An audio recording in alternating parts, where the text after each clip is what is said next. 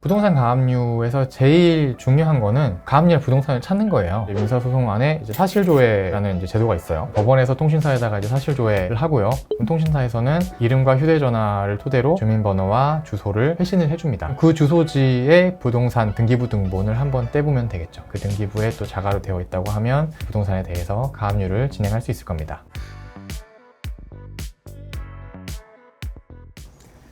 안녕하세요. 법무법인 여의 김철환 변호사입니다.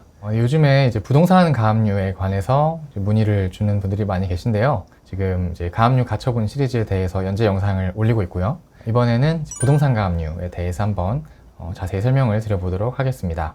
부동산 가압류라는 거는요, 이제 나중에 본안 판결을 받고 강제 집행을 하기 전에 채무자 소유의 부동산을 이제 임시적으로 처분하지 못하도록 묶어두는 조치를 말합니다. 먼저 이제 부동산 가압류 신청을 하기 위해서 어떤 것들이 필요한지 말씀을 한번 드려볼게요. 부동산 가압류 신청을 할 때는 모든 가압류가 동일한데 크게 두 가지 요건이 필요해요. 하나는 피보전 채권의 존재이고 하나는 보전의 필요성입니다. 이제 피보전 채권이라는 건 내가 이제 채무자에 대해서 돈을 받을 권리가 있다는 걸 보여주는 거죠. 내가 이 받을 돈을 보전하기 위해서 이 가압류가 필요하다는 거니까요. 피보전 채권의 존재를 먼저 소명을 해야 되는데, 이게 구성을 사실 잘 하는 게 중요한 경우들이 있어요. 예를 들면 A한테 돈을 빌려줬는데 돈을 못 받고 있어요. 그런데 이제 A가 내 생각에는 처음부터 사기를 친 것 같아요. 그러니까 돈을 갚을 의사나 능력이 없이도 돈을 빌려간 것 같아요. 그러면은 이제 A에 대해서 내가 주장할 수 있는 채권은 두 종류가 되거든요. 하나는 대여금 채권이고 또 하나는 불법행위로 인한 손해배상 채권이에요. 그런데 만약에 피보전 채권을 대여금 채권이라고 주장을 하면서 차용증, 계좌거래 내역 같은 것들을 첨부하면 피보전 채권이 당연히 충분히 소명이 되었다고 보겠죠. 그런데 만약에 피보전 채권을 사기라는 불법행위로 인한 손해배상 채권이라고 주장을 하게 되면 그러면 그게 소명이 되었냐 하면 안 됐다고 볼 가능성이 높아요. 고소를 해서 형사 유죄 판결을 받았고 그 형사 판결문을 첨부했다면 당연히 소명이 됐다고 보겠지만, 그게 아니라고 하면 판사 입장에서는 이제 A가 처음부터 사기칠 생각으로 돈을 빌려갔는지 알 길이 없기 때문에 소명이 되었다고 보기가 힘들 수도 있고, 그러면 진짜 가압류 신청이 기각될 수도 있어요. 그러니까 피보전 채권이 무엇인지 잘 구성을 해서 그 소명하기 위한 자료들을 적절히 첨부하고 설명을 해야 됩니다. 그리고 다음으로 이제 보전의 필요성인데요. 이제 가압류라는 게 나중에 이제 본집행을 대비해서 미리 채무자의 재산을 보전해 두고 묶어두는 임시 조치이기 때문에 왜 보전을 해야 되는지에 대한 설명이 필요합니다. 이 재산을 묶어두지 않으면 이 채무자가 재산을 처분할 우려가 있다거나 아니면 재산을 은닉할 우려가 있다거나 이런 이유들을 이제 설명을 해줘야 되죠. 그래서 이렇게 두 가지 가압류에 필요한 요건, 피보전 채권의 존재와 보전의 필요성에 대해서 설명을 했다고 하면 무엇을 가압류할 것인지 특정을 해야겠죠. 부동산 가압류는 당연히 그 대상이 부동산인데 어떤 특정이 가능한 부동산이어야 돼요. 아파트라고 하면 동, 호수, 어떤 면적 이런 것들까지 다 등기부대로 정확하게 특정을 해줘야 되고요. 근데 미등기 부동산이라도 등기가 가능한 경우에는 가압류가 가능하기도 합니다. 그리고 공유 지분도 이제 가압류 대상이 될 수도 있고요. 사실 부동산 가압류에서 제일 중요한 거는 가압류의 부동산을 찾는 거예요. 그렇기 때문에 그 사람의 주소지를 한번 확인해 보는 게 제일 빠르고 쉬운 방법이죠. 만약에 어떤 계약서 같은 데에 이제 채무자의 주소지가 써 있다고 하면 그 주소지 등기부 등본을 떼봐서 소유자가 그 채무자로 되어 있다 하면 이제 바로 그 부동산에 대해서 가압류를 들어가면 될 텐데, 주소지도 모를 경우에는 조금 난감할 수 있겠죠. 그럴 경우에 확인할 수 있는 방법이 한 가지 있는데요. 소송 절차를 이용하는 방법입니다. 민사소송에서는 이제 소를 제기할 때 상대방의 인적 사항을 특정을 해야 돼요. 그러니까 이름도 특정을 해야 되고 주소지도 같은 것도 다 특정을 해야 되는데, 주소지를 몰라도 그래도 소송을 할 수는 있어야 되잖아요. 모르는 경우가 대부분일 테니까. 그렇기 때문에 이제 민사소송 안에 이제 사실조회라는 이제 제도가 있어요. 이제 소장을 접수할 때 이제 사실조회 신청서라는 걸 같이 내고 거기에다가 이제 상대방 이름과 휴대전화를 적으면서 그 상대방 주민번호랑 주소를 이제 조회해달라고 하는 거예요. 통신사에다가. 그러면 법원에서 통신사에다가 이제 사실조회를 하고요. 통신사에서는 이름과 휴대전화를 토대로 그 사람의 이제 주민번호와 주소를 회신을 해줍니다. 그러면 이제 원고들은 그 회신된 내용을 확인하고 이제 피고의 주소지를 이제 정정을 할 수가 있고요. 그러면 그 주소지의 부동산 등기부 등본을 한번 떼보면 되겠죠. 그러면 그 등기부에 또 자가로 되어 있다고 하면 부동산에 대해서 가압류를 진행할 수 있을 겁니다. 가압류 요건을 쓰고 이제 가압류 대상까지 특정을 했다고 하면 마지막 관문이 하나 남아 있는데 바로 관할 법원을 정하는 겁니다. 관할법원을 틀리면 가압류 신청서 아무리 잘 써도 이제 각하되기 때문에 정확히 관할법원을 지정을 해야 되고요. 이제 민사집행법 278조에 가압류의 관할법원이 어디인지 규정이 되어 있는데, 가압류할 물건 소재지를 관할하는 이제 지방법원이나 아니면 본안의 관할법원입니다. 물건 소재지는 이제 가압류 대상 부동산의 소재지를 관할하는 법원일 거고요. 본안의 관할법원은 민사소송법상 관할에 관한 규정에 의하면 원칙적으로는 피고 주소지인데, 이런 금전채권인 경우에는 지참채무 원칙이라고 해서 채무자가 채권자 주소지에 가서 돈을 갚아야 된다, 이런 원칙이 있기 때문에 채권자 원고 주소지에도 관할이 있습니다.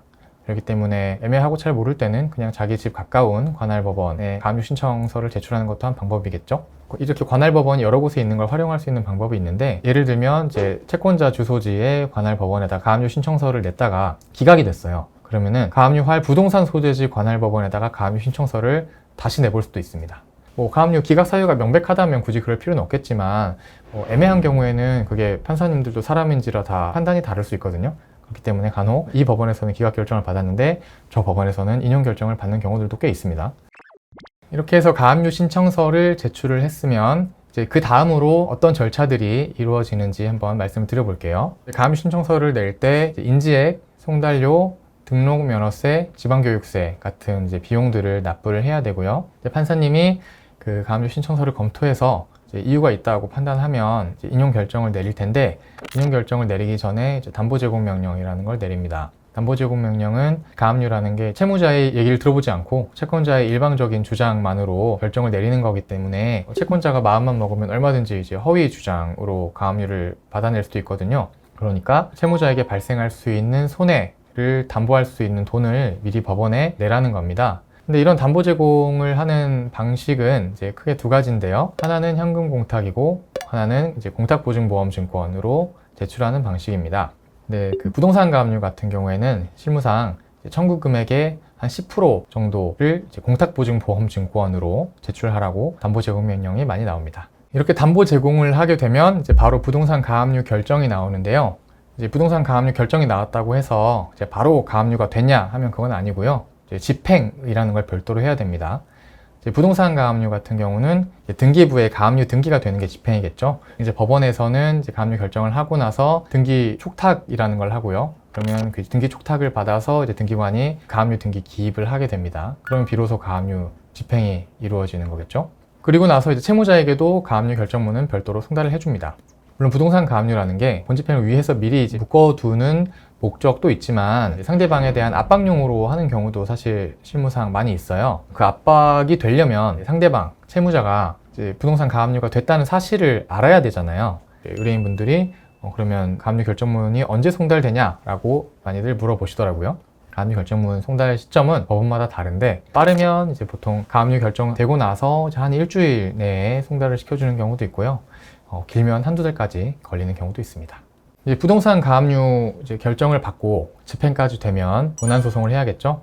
가압류라는 건 어디까지나 임시적인 보전 조치이기 때문에 이제 본안소송을 해야 되고요. 본안소송을 계속 제기를 안 하고 있으면 크게 두 가지 형태로 제한을 받을 수가 있어요. 첫 번째로는 채무자가 법원에다가 제소명령 신청이라는 걸 할 수 있습니다. 그러면 법원에서는 2주 이상의 기간을 정해서 소를 제기하고 그 소제기 사실을 증명하는 서류를 법원에다가 제출하라라는 제소명령이라는 걸 내리고요. 채권자가 그 기간 안에 이제 소제기 사실을 증명하지 못하면 채무자의 신청으로 가압류가 취소될 수가 있습니다. 그리고 또 하나는 채권자가 가압류 결정 받고 나서 3년 동안 본안소송을 제기하지 않고 있으면 채무자나 이해관계인의 신청으로 가압류가 또 취소될 수가 있습니다. 그러니까 적절한 시점에 본안소송은 반드시 제기를 해야 되겠죠. 이제 본안소송을 제기해서 승소 판결을 얻게 되면 이제 비로소 강제집행을 할 수가 있겠죠. 이제 부동산의 경우에 이제 강제집행은 강제경매라는 형태로 이루어지고요. 이제 법원에 강제경매 신청서를 제출을 하면 그 법원에서 경매를 해서 매각이 되고, 그러면 매각 대금으로 채권자들에게 배당이 될 겁니다. 이런 방식으로 부동산에 대한 가압류부터 본안소송, 강제집행까지의 절차가 이루어지게 됩니다. 네, 이렇게 이제 부동산 가압류가 이루어지는 과정들을 살펴보았는데요. 채무자 입장에서도 어떤 가압류에 대응할 수 있는 이제 수단들이 분명히 있습니다. 크게 네 가지가 있는데요. 첫 번째로는 해방공탁, 두 번째로는 가압류 이의, 세 번째로는 제소명령 신청, 네 번째로는 사정변경에 따른 가압류 취소입니다.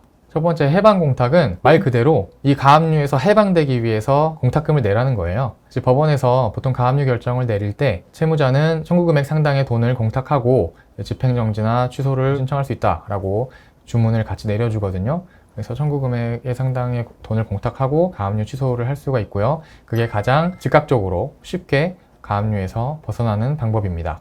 그리고 두 번째로는 가압류 이의가 있어요. 채무자가 가압류 이의 신청을 하게 되면 법원에서는 신문기일을 열고요. 그래서 채권자랑 채무자를 다 법정으로 불러서 서로 쌍방의 주장을 들어보고 누구의 주장이 맞는지 결정을 내려서요. 가압류를 그대로 인가하거나 아니면 뭐 변경하거나 아니면 가압류를 취소하는 결정을 내리게 됩니다. 그리고 세 번째로는 제소명령 신청인데요. 채무자 입장에서는 법원에 제소명령 신청을 하면요. 법원에서는 채권자에게 2주 이상의 기간을 정해서 본안소송을 제기하고 소재기 사실을 증명하라는 명령을 내립니다. 그리고 그 기간 안에 채권자가 소재기 사실을 증명하는 서류를 제출하지 못하면 가압류는 채무자의 신청으로 취소가 될 수가 있습니다. 그리고 마지막으로 사정 변경에 따른 가압류 취소인데요. 비록 가압류 결정이 날 당시에는 가압류 자체에 문제가 없더라도 그 이후에 어떤 사정이 변경될 수가 있어요. 그 대표적인 게 채무자가 채무를 변제하거나 본안소송에서 채무자가 승소했거나 이런 경우겠죠. 그런 경우에도 가압류가 계속 존속되고 있으면 채무자는 법원에다가 가압류 취소 신청을 해서 취소 결정을 받아낼 수가 있습니다. 그리고 마지막으로 부동산 가압류가 아주 효과적인 상황에 대해서 잠깐 말씀드려볼게요. 이제 부동산 가압류라는 건 보존처분인데 그런 보존처분은 장래에 강제집행을 미리 보존하기 위해서 하는 처분이지만 실무상 이제 상대방에 대한 압박 용도로도 굉장히 많이 쓰이는데요. 그 압박이 가장 효과적인 상황이 채무자가 그 가압류 대상 부동산을 처분해야 하는 상황입니다. 자기 소유 부동산에 가압류 등기가 되어 있으면 사실상 이제 부동산을 살 사람이 없을 거잖아요. 그런데 이제 만약에 내가 그 부동산을 좀 급히 팔아야 되는 상황이라고 하면 그 가압류 자체로 엄청난 압박을 받겠죠. 저희 의뢰인 사례를 간단하게 소개를 드리면 저희 의뢰인이 부동산을 매수하는 계약을 체결을 했는데 계약에 이제 내용에 하자가 있어서 계약을 이제 취소하고 계약금을 돌려달라고 했어요. 그런데 이제 매도인이 계약금을 돌려주고 있지 않은 상황이었습니다. 그래서 이제 저희 의뢰인은 저에게 의뢰를 해서 매수하기로 했던 그 부동산에 대해서 가압류를 진행을 했죠. 부동산을 팔 생각이 전혀 없었던 사람은 사실 자기 부동산에 가압류가 들어오더라도 별 압박을 받지 않을 수 있는데 이 매도인은 부동산을 팔려고 했던 사람이기 때문에 이제 가압류가 되니까 자기 부동산이 안 팔리는 거예요. 그러니까 이제 가압류 전에는 계약금 못 돌려준다라고 강경한 태도였다가 이제 가압류가 되니까 금방 쉽게 계약금을 돌려주기로 합의가 되었고요. 의뢰인은 굳이 본안소송까지 할 필요 없이 부동산 가압류만으로 원하는 결과를 달성할 수 있었습니다. 지금까지 이제 부동산 가압류에 대해서 말씀을 드려봤고요. 이제 부동산 가압류도 이렇게 진행 과정에서 여러 가지 유의할 점들이 있으니 전문가의 조력을 받아서 진행하실 것을 권유드립니다.